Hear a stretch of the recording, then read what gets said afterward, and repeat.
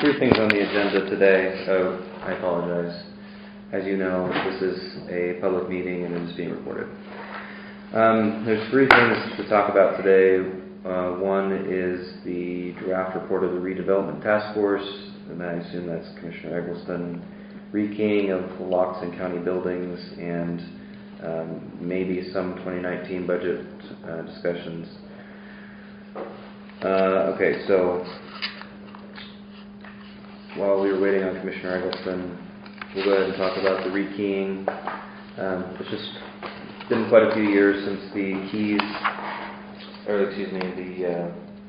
locks have been rekeyed on courthouse facilities, so we would like to go ahead and replace those, and by a long time, I think it's been like 20 years. So it's just time to do it.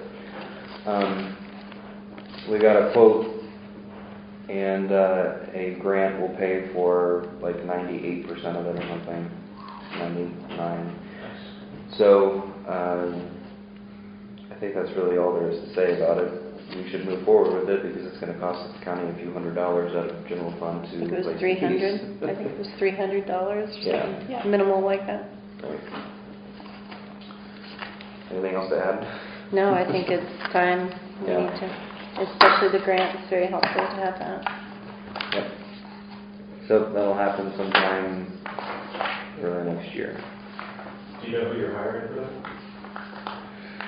Well, the quote that's here before us is Builders Hardware, the door company. I would assume that this went out. I don't know if that's just the this hardware. Price is good till the end of this year. Okay, so we need to lock it in now. And it could be less money. Because you'll notice there's like 500 extra keys. That number is going to come down. That's just an estimate of a total number of keys that they're going to have to cut. It does look like they do the installation as well. Yes. Excellent. So it could be less than this. Okay. Oh, good. So we may not have any Exact number. Okay. Well, why don't I go ahead and say, unless Commissioner Eggleston has something in particular he wants to talk about with the budget, Commissioner Morrison and I have questions for the fiscal director, but I don't intend to discuss the budget much during this meeting. However, if there is any information that needs to be talked about in a public meeting, we can take the time immediately following, well, as part, I guess, of our Wednesday meeting. And do that then. Sounds good. And that'll give us a couple more days to research and ask questions of the fiscal director. Yeah. Any project updates? I don't have anything at this time. Joe, Yeah, that or Yeah. Well, that actually would fit under the committee meeting on Wednesday, the agenda. oh, okay. Any agendas? I'm gonna ask that we add it to the agenda. Okay.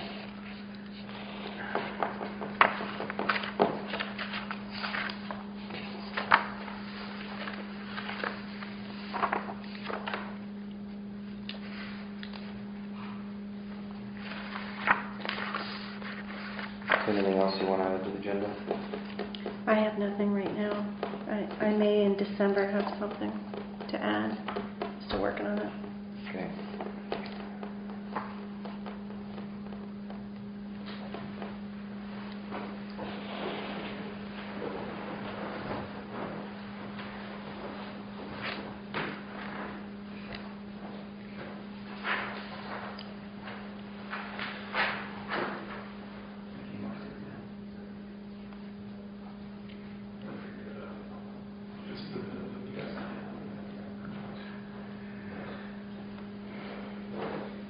It's okay because he has good news. What could that be? I don't know. It is his birthday though, so maybe we should have a little fun. Oh. Where's the cake? Yeah, you should have brought a cake. I didn't think about it. He should have brought He a should cake. have brought a cake. Right. Someplace I noticed that's the tradition. happy bringing this back. Okay. School. Yeah. When you're in school, you bring this That's back. right. On your birthday. Yeah. When's the cake come out? Sorry about that. Okay, so I'm we talked printing about something out. I'll be back. Because I'll take a ticket. Sorry.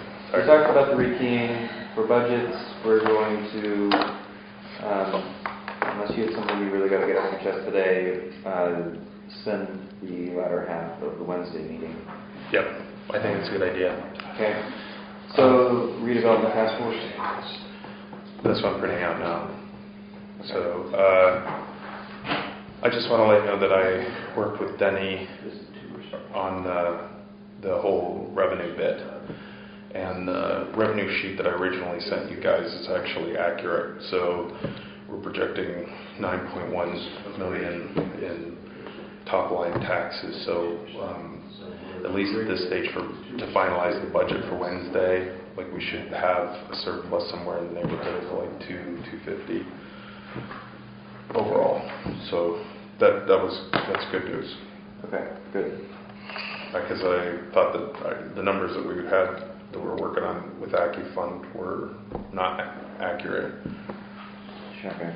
So one of the things we should talk about as far as budgeting goes, though, is having a conversation about sitting down in January and working with the treasurer on a protocol for how that revenue is registered in AccuFund. From what I understand, the fiscal department and the treasury have already committed to the idea of collaborating on every single deposit made. They are. And yes, I hear you. That's why I've been pushing for a fiscal code for years. Well, I know. I guess what I mean is to formalize it, like rather than us just kind of each individually chatting about it. Right. Okay. So you mean write it down and take it to a meeting and actually vote on it? Yeah. Because I guess my perspective on it is that there should be a clear line as to how it's being done, and it should be done uniformly. Traditionally, we've always been focused a lot on the expense side of things, making sure that costs are down, that we're trying to avoid, ancillary costs and stuff.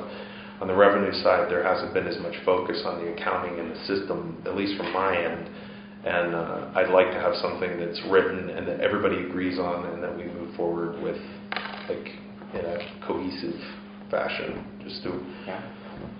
And I wholeheartedly agree. Okay, I think my printouts are ready.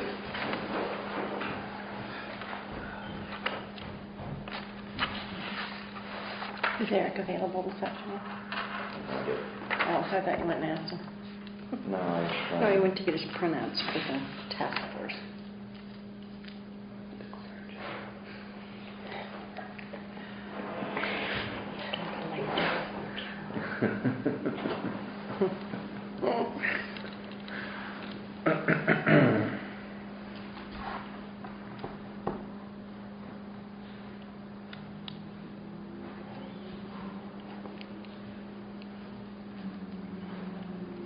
You know what? I think I will just go ahead and describe this to you while we're waiting.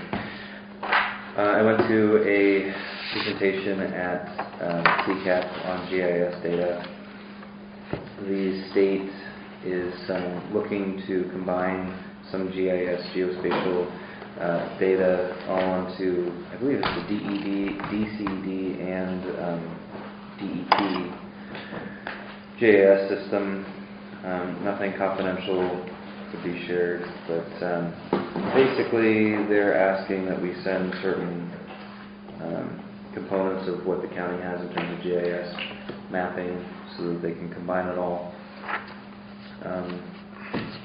It's a really simple, straightforward agreement. I have not sent the solicitor yet, but many of the other counties already have approved this.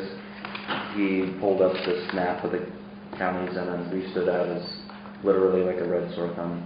That was one of the few that had not, well, I shouldn't say one of the few that had not agreed to it, but we hadn't entertained it yet, so. Is this in coordination with the state flyover? Actually, the TEMA guy was there, and they are collaborating on that, yes. So, anyway, straightforward, I thought. So I thought I'd put it on the agenda.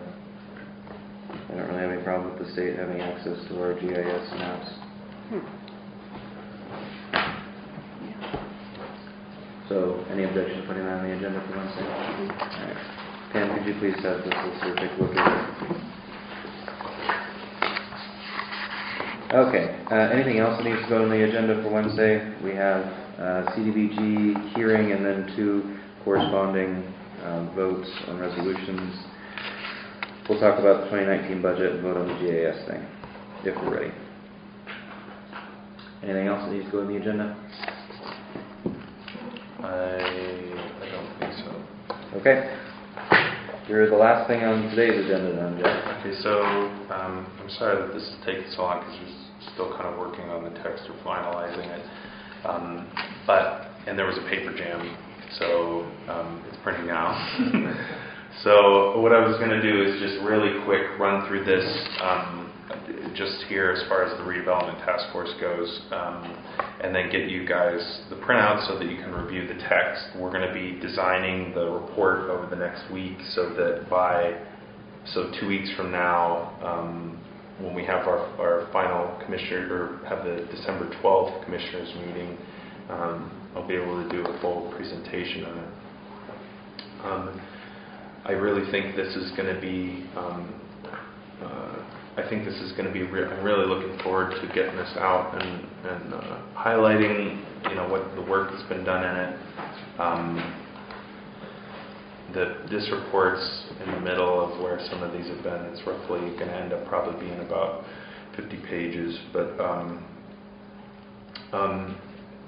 I guess the couple of things I would highlight, and I apologize that I'm not as prepared as I'd like to be in order to present this, is that number one is that a lot of the people that are involved in the task force have already started collaborating with each other in order to figure out ways to kind of work together, specifically between the county and the city, and then also interagency-wise, the city and a couple other agencies have started working with the school district in order to do projects as a result of this. A couple of the main things that I want to focus on. The biggest chunk of the report is related to blighted property and addressing blighted property. There's a review of how the current blight process works in it, and we felt that was important so that everybody would get a perspective on where we're coming from. And then the report also identifies a series of challenges that are related to blight just in general. The recommended projects in this section are related to creating a comprehensive blight strategy or blight plan. Our thoughts are that this would be incorporated or be a part of the comprehensive plan. This is related to having like a more detailed view of how the blight issues that we're dealing with in the county, and then also have plans to address it. Second project is documenting and educating the public and promoting the blight process just in general, which is, getting a lot of people don't, especially municipalities, surprisingly, don't understand how the blight process works in the county currently, and so there's a need to educate people on it. A third project, and this is probably the biggest one of the bunch, is initiating and funding a land bank, which would give the redevelopment authorities a resource in order to properly manage blighted property and abandoned property and commercial property as well. We did a lot of research as far as identifying different land banks and different setups. All of these incorporate action plans. They try to identify funds that can be utilized in order to fund the projects, and some very rudimentary cost analysis.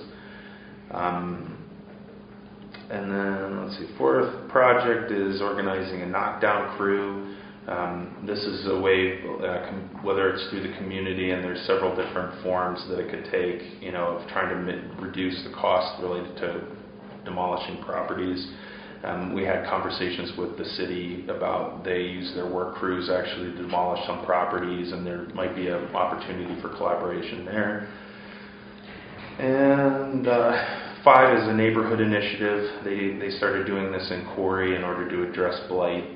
Neighborhood initiative is a community development corporation. Might even be able to use the WCDA as as a tool, potentially with this, rather than creating a whole new organization. But basically, it allows people to volunteer and come together in a cohesive way in order to address blight, even in a proactive way, where they could technically go and work on people's houses in order to prevent them from deteriorating, or they could potentially even knock down houses.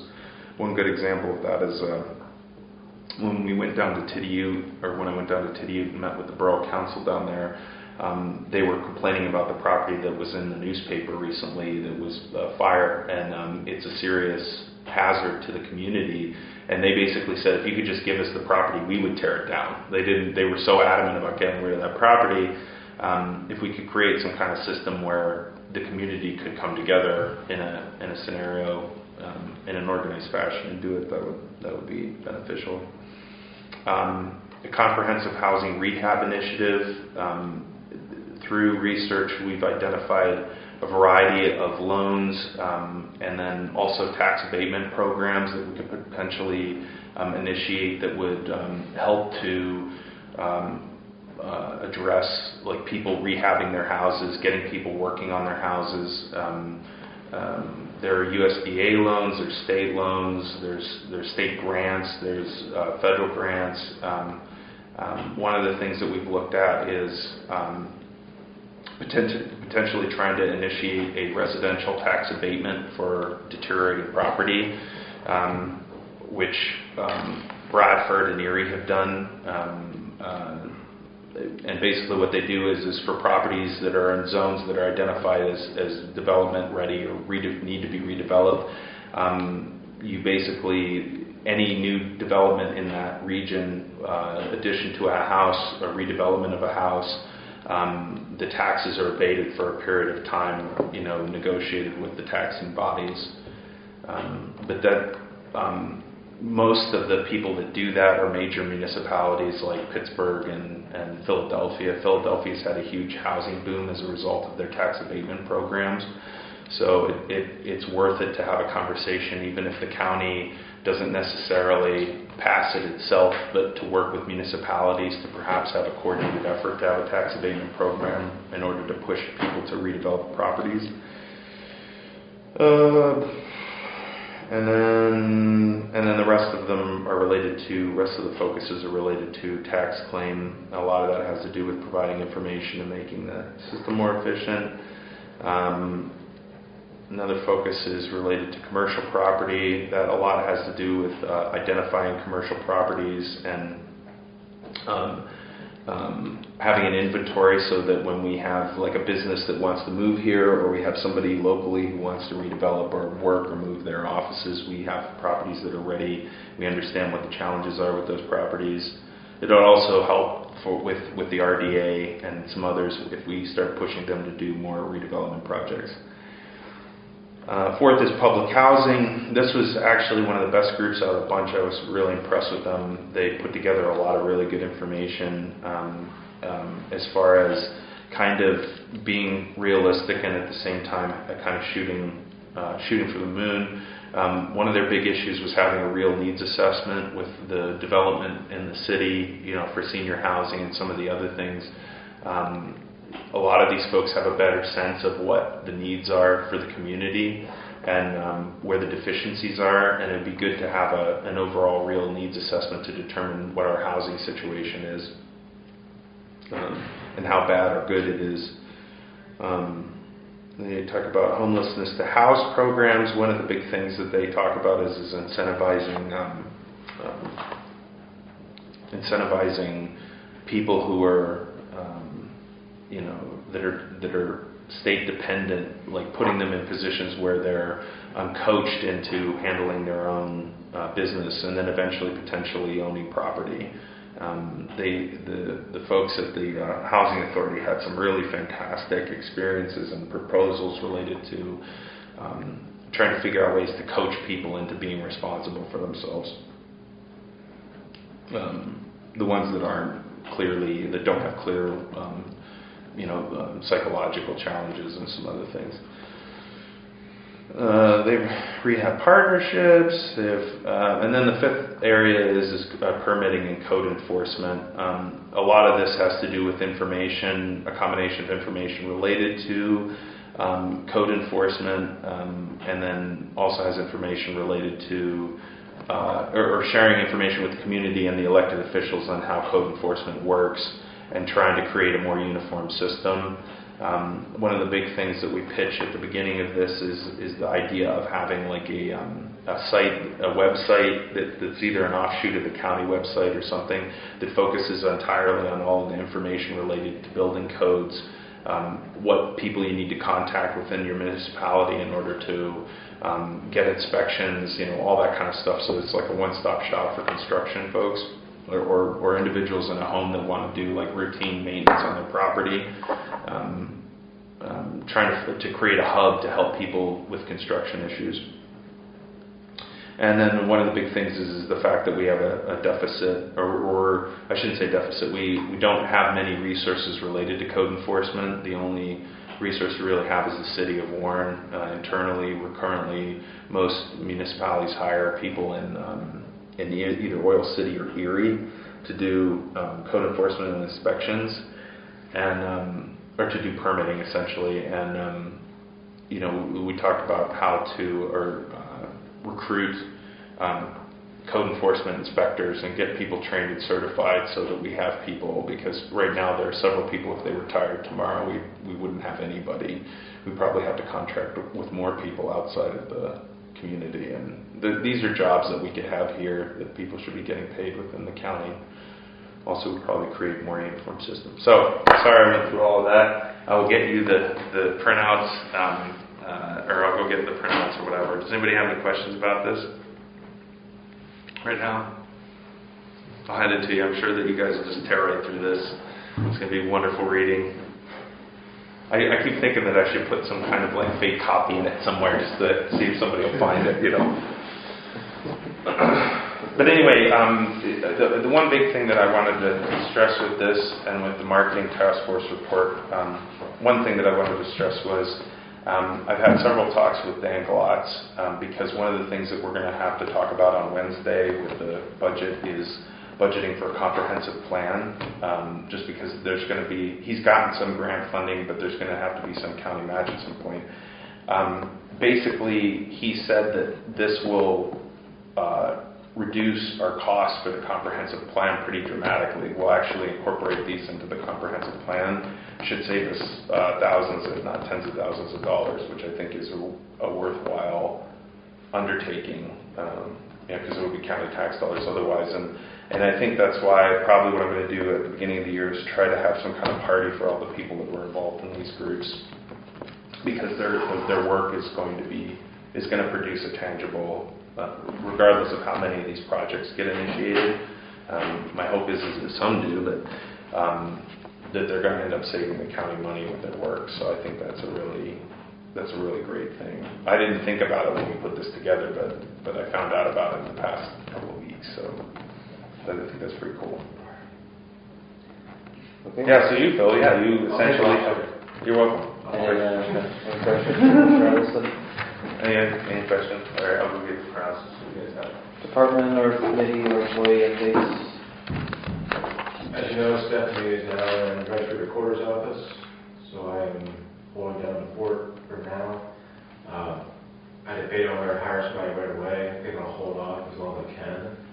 It creates more stress for me, but kind of just this time of the year, there's work there to be done, but not enough, so I'm trying to hold off as long as I can. It does create a little bit of issue in the office because Lisa has her vacation time to use, I have my vacation time to use, so we got to figure things out. But wait till maybe January or so, take a look at it and see what I want there. Okay. Anything else? My office will be closed this afternoon. Dolores is in Erie with her dad. I'm supposed to be on vacation. Office will probably be closed in the morning because I have stuff scheduled to do tomorrow that I can't change. She's planning on being in tomorrow afternoon. Okay. And Wednesday, I've got to be in Pittsburgh for a doctor's appointment, so. Okay. Public comment? Snow's coming. Yeah. Yeah. I'm so frustrated because I actually spent a huge chunk of time typing on this thing. On the day, I think it was Saturday, was when the sun was actually out.